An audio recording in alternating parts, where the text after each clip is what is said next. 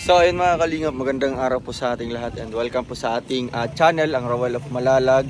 So if you are new to my YouTube channel mga kalingap, don't forget to subscribe and hit the notification bell to be updated for more videos. And syempre, supportahan din po natin ang channel po ni Kuya Val Santos Matubang, kay Ate Edna Vlogs, kay Kalingap Rab, and syempre sa mga kasamaan po nating mga YouTuber din po mga kalingap. So for today's vlog po na ito ay mag-update lang po ako dito po sa bahay po nila Nanay Emma na pinapagawa po natin, no, sa tulong po ng ating mga butihing sponsors. So ngayon po at siguro pang tatlong araw po ngayon, no, tatlong araw po kasi wala po tayo dito last 2 days mga kalingap. At ito mga kalingap, sa pagpunta po namin dito wala pong gumagawa, siguro absent po yata o kaya hindi po pumasok. So ngayon po atin pong kakausapin po sila nanay at tatay kung ano pong naging update po dito. And syempre papakita ko din po kung ano pong natapos po nila mga kalingap sa loob po ng 2 araw, no, na paggawa dito. So tara mga kalingap, and gusto ko lamang pasalamatan po ang lahat po ng ating mga supporters po na pumunta po sa meet and greet sa Laguna, no, kasama si Rachel at sa mga kasama po nating mga vlogger na meet din po ng ating mga fans, no, or supporters ng Team Kalingap. Thank you so much po sa inyong effort. Tara mga kalingap, let's go. Ayan po mga kalingap, ay magandang araw po sa ating lahat. So ito po, ito pang natapos dito mga kalingap po. Mga poste po ng bahay po nila tatay, no? Kasi nga po ito pong bahay na ito mga kalingap, bali nakahang po siya, no, nakahang. Meron po siyang silungan sa ilalim kasi naabutan po ito ng tubig dito. Kaya po yung plano namin dito is talagang nakaangat po yung bahay or nakapatong po siya sa poste, no? So ito po, gumawa po sila ng mga poste mga kalingap, 4 po. And syempre meron po sa dalawa, sa gitna po may 2 po dyan. So ayun po ang dating bahay po nila mga kalingap. So dito wala pong gumagawa ngayon. Wala.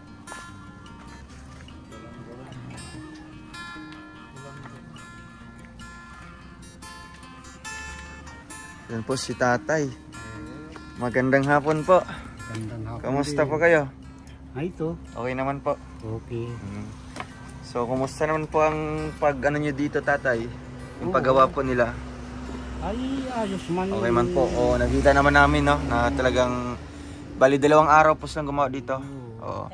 3 araw po. Tatlo. Ano nung mga bakal, purutol sila, tapos yan. Nagawa sila ng frame. Yung frame ng ano, ng foundation, no, itong poste. Yan, plywood na yan. So ano po, bakit wala po sila ngayon? Ay, Nagkabot. Kulang materials. Ng bakal. Kasi hindi nila na ano, hindi lang naintindihan. hindi nila naintindihan. Tama na pala yun. Oo nga, kasi nakaplano bago namin bilhin doon. Ay, ang isang bakal nila, Oo. pinag-4. Mm. Ay, isang bakal pinag-2. Oo, kasi Kaya sa 2 amin. bakal, isang haligi, 2 yan.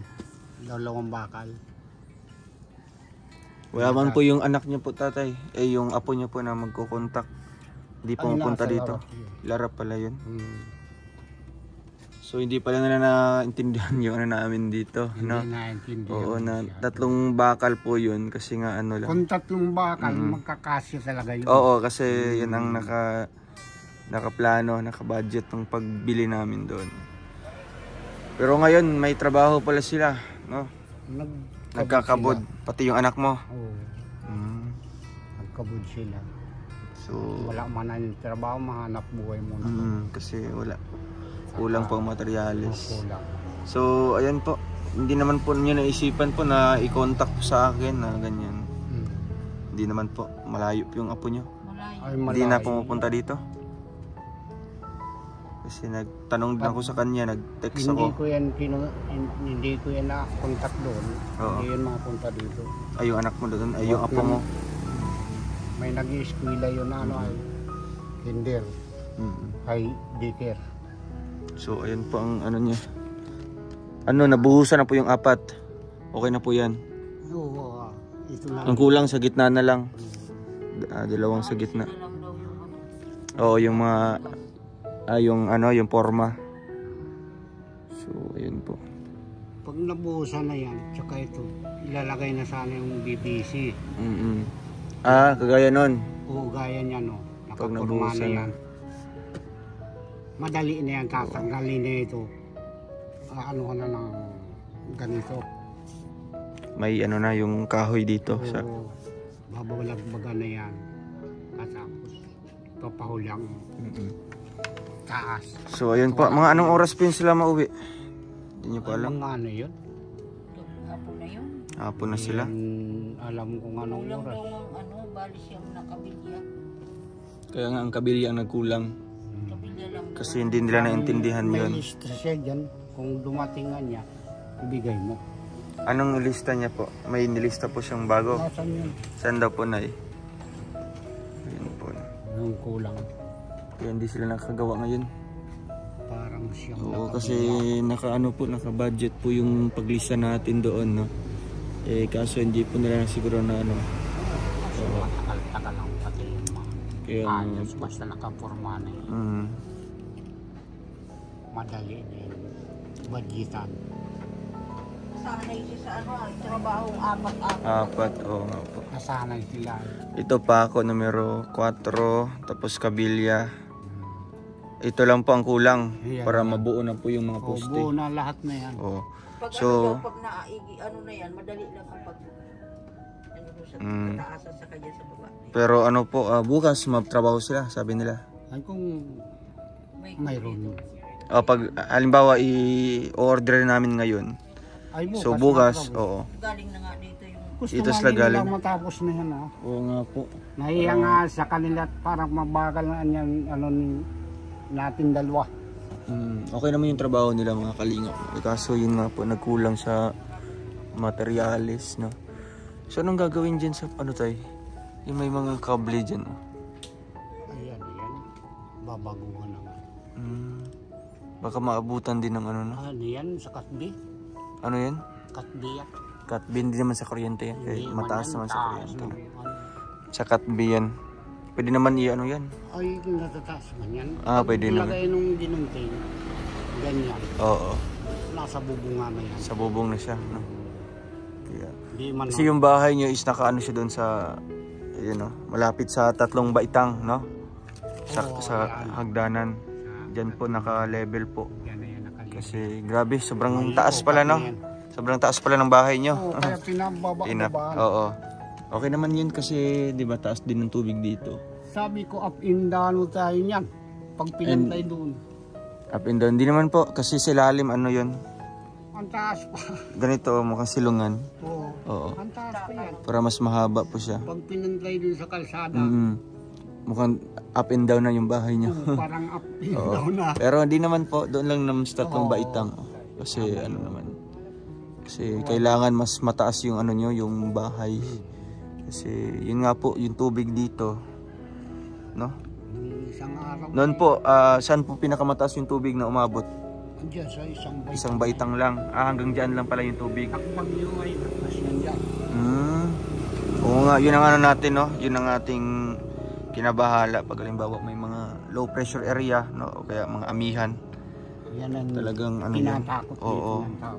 Yan, lalo na nasa malapit. Napaligiran kayo ng tubig dito na, no? Oo. Harap tsaka dito sa likod. Yung dagat niya, Oo, alon, hanggang isla na. abot sa amin. Ay, yung dagat na alon. Yung Ayun sa harap. Dyan sa kabila. Ay, grabe. Kaya pala, ano, maganda din yung plano natin na ganyan. Kasi Tama yan. yung mga ganitong bahay, tatay, yung sa kapitbahay, talagang abutan niya ng tubig, no? Kasi ginawang Tama ano yung nila. plano natin. Eh. Oo, ginawa nilang yan. ano lang, sahig lang. Hirap Abot yan. yan pag naglakas yan. Oo nga, lalo na wala silang ano dyan. Hindi nakapatong yung bahay sa ano, poste. Pag Kaya okay nakabagat naman po. naman dito bagyo. Abot Tapos ano po, kaso wala po sila, no? Kasi gusto namin bilhin din yung mga kahoy na deliver na dito tayo. o nandyan na lang. Saan po? Ayan, yan. Okay. Kompleto na yan lahat. Kompleto na yan. Kasi baka makabalik kami dito 3 araw pa o 2 araw, no? At least man lang may ano na, yung skeleton, no? Yung sabi nila na mabubuo na po yung skeleton ng bahay. Kasi yun nga ang inisip namin. Lang sila dyan. sa poste na lang. Mm. Oo. So ito bibilhin po namin ngayon, no? Oo. Tapos ano na lang Nay, masama na lang po kayo. Ano po? Doon lang naman sa Calero. Yan, sa Calero. Oo. Magsakay ka po ng tricycle pauwi. Ito, konti lang naman po ito. Ay, Cagayan. Kabilya, 10 Taiwan, tsaka Paco. So ano pa kaya? Wala na pong kailangan dito. Ito lang po nilista nila. Oo, yan. No? Nilista At least lang ano po. Lang. Yung semento, ayan pa, may 4 pa dito. Ay, 2 lang yung nagamit nila. Ano yan? Ilan po yung nabili namin? 4 ang nagasto. 8 ang nagamit nila. 8 sako. So ilan pa yung nabili namin? Marami-rami pala yun. Ay, 6 ata yan. Yeah, 6. Ay, 8 siguro nga. Siya, 8. 8 sako ang nagamit. So ang kulang dito na lang sa ano, Oo, ito lang 2. sa gitna. Tapos lalagyan ng mga poste dito na Lagyan na PVC. yan ng ganito, frame. Forma na yan. Siyam daw po na ano kuya? Siyam na kabilya ang kulang. Kulang? Di ba dito na lang sa gitna? Dito gagawin na lang natin 4 para ano? Dito, 4 na to. 4 na. Dito. Dito. I-4 na lang din natin para ano, pantay. Oo. Tapos yung bakal na pag ganyan. 2 yan? 2 yan? Sa 4 na post na bakal dyan, ilang ano yan? Sa Ilang piraso na ito 4. 10 mm? 4 dito, 4 dito. By 2 yung mga gamit? 5, 6. Bakit siyam yan? Siyam na piraso na kabilya. May ginamit na kihiram kayo. Nagamit na lang. Nagamit ng hiram sila ng ano, kabilya dito. Kaya pala. Pinagamit? Anong pinagamit? Ay lang. 10 mm. Meron pa naman sobra. Anong numero yan? Yun hiniram. Yan yung ano, yan yung malalaki.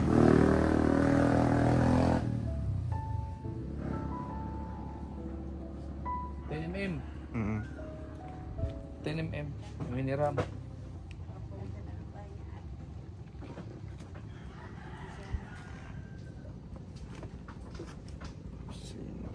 Ganda sana ng pagkakaano. Oo nga. Pero hindi Kung na. 3 tapos 3 din pataas, di ba? Oo. 3 Tatlo hanggang din. sa taas, 3. 3 din sana. Di bale, yan ay nagawa Kaya na. nga, nagawa na po. Oo. So ayan, no? Bibili muna kami ng mga ulam po na materyales and sasama po namin si nanay. Grabe, anong mensahe mo po nanay? Salamat sa mga biyaya. Nabuo na po yung ano, mga pinabigay poste. Ano po? Talagang... Talagang sabi ko nga noon, nung nakakabud ako, sabi ko mamamatay na siguro si Baldado, saan ko daw Ganun pa rin ibuburo. yung bahay nyo. Totoo yun. Ay inay, totoo talaga yun. Yung sabi ko pag namatay si Baldado, saan ko daw ibuburol. Pasalamat nga ako at nagdating kayo na pa-check upan ko. Yun lang talaga ang ano ko. Magpa-check up sa kanya na naigi man siya. Grabe. Talagang ano din, hulog din ng Diyos yung pag ano namin dito tatay, no? Nakita po namin kayo na yung tulong talaga. Agarang tulong talaga yung binigay, no? Ano pong mga kulang po sa inyo dito? May kinakain pa po kayo? May bigas pa? May bigas pa mga. Oo. Ano pong may gatas? Wala pa? Wala na. Wala nang gatas? Wala na. Asukal. So wala na din po? Sige, magbili po kami ngayon, no? Tapos ano pa, mga kape, no? Para pang ano ng mga karpentero. Oo. Tapos mga ulam-ulamin nyo, no? Ano bang karaniwang inuulam ng mga karpentero dito? Ay, Isda. Minsan gulay. Gulay. Binibilihan na namin yan. Pagkatapos isda. Isda din. Yun lang. Si nanay nagkakabod pa? Hindi na? Hindi na. Nagtulong-tulong na dito? Ano na siya. Inaanuhan nila lang. Dali-dali. Siya na lang yung nagano ng mga karpentero. Nagasikaso. Oo nga po. Dali-dali na nakakaya. Oo. Kaya nga po. Kasi kung ikaw na, hindi na ikaw pwede makaano po, makakilos dito sa loob. No? Lumaki mo. Kaya nga po. Sige tatay, alis muna po kami doon sa sentro. Maraming Punta kami. salamat. Sige po, bye-bye po. Ingat po. Bye-bye. Sige. So So ayun mga kalingap, bibili po tayo ng mga kulang na materyales dito po sa sentro po ng Panganiban. And syempre, bibilihan din natin sila nanay dito ng kanilang pangkonsumo po mga kalingap, no? Yung mga pangunahing kakailanganin nila, kape, asukal, gatas po nila tatay, at saka mga noodles, ganyan. So tara mga kalingap, samahan niyo po kami. Andito din po si nanay. Ayan po si nanay. Tara, let's go!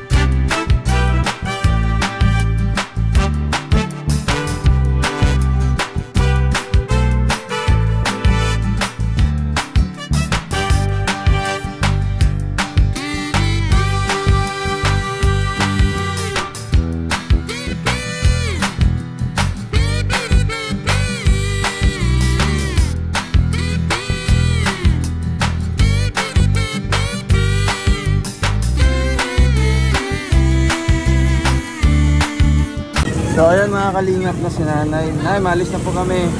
No, kayo na po doon. Sige po, mag-ingat po kayo. Ito po nanay, may ano po. Panggastos niyo po, no? Para bukas. Tapos ano po yung sa karpintero, bali 2 araw yung bibigay ko ngayon. Ano po, kayo na po bahala. Si tatay na po ang wait lang po. Ito po, para sa karpintero, no? Si tatay na bahala niyan. 2 araw po yan. 2-1 po, ay 2-2. No. Sige po, alis na kami nanay. Ingat po kayo. Sige po. Opo, bye-bye po. Alis na kami. Bye-bye po. Ingat po nanay. Sige, mabalik na lang po kami doon. Yan po mga kalingap. So ayun mga kalingap, maraming salamat po sa inyong panonood po ng update natin dito kay Nanay Emma and Tatay Romulo po na pabahay po natin, no? At ayun po nangyari. 2 araw po na paggawa mga kalingap at nabuo na po ang 4 na poste, and sadly lang po mga kalingap po ang nangyari, nakulangan po sa materyales, and ngayon lang po natin nalaman, no? Kasi ngayon lang po tayo pumunta, and okay na po, nabili na po natin yung kulang ng materyales. And syempre si nanay, pinag-grocery po natin, siya po ang bahala po na kumuha po ng anong kailangan po niya mga kalingap. So ayun, si nanay pauwi na din po mga kalingap, dala po yung mga bakal, yung ano po, kasi kukuha kami ng tricycle dito para kay nanay, and mahatid na po siya sa kanila. Kasi malayo po, pagbabalik po kami mga kalingap, and alas 5 na po ng hapon dito. So ayun, maraming salamat po. God bless us all, and thank you so much po sa lahat po ng sumuporta. At ngayon po, babasahin ko yung mga sponsors natin mga kalingap, and magkanong amount po ang mga binibigay po nila mga kalingap, no? Ito na po. So ayun mga kalingap, ito po ang ating mga nalikom, no? Galing sa ating mga bigay po ng sponsor para po kay Nanay Emma and Tatay Romulo. Si Ma'am Renita 2,000, si Tita Baby Sigobia 6,000, si Tita Mireilin and Tita Sara 10,000, Tita Juby 500, Tita Jolian 1,000, Auntie Ami 5,000, si Tita Maripaz 3,749, si Ate Lynn 3,000, si Ma'am Rosalinda 2,000, si Tita Liza from Italy 5,000, si Ma'am Christine Lopez 2,000, Tita Ilna 6,000, Sir Ders Lamayo 5,000, Tita Linda from Canada 5,000, si Sir Peter Bungkayaw 2,000, Young at Heart supporters 5,000, si Tita Vas, Tita Del, Ate Jenny and Tita Jinky. Si Tita Heidi Misosa 5,604. Si Sir Peter, pangalawa ko pong nasulat dito, ayan po, ang binigay po niya 2,000. Si Tita Arlene, ayan po, nagbigay din po siya mga kalingap, hindi ko po nailista dito.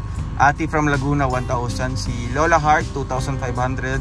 And si anonymous sponsor from Solid Rochelle Funds 5,000.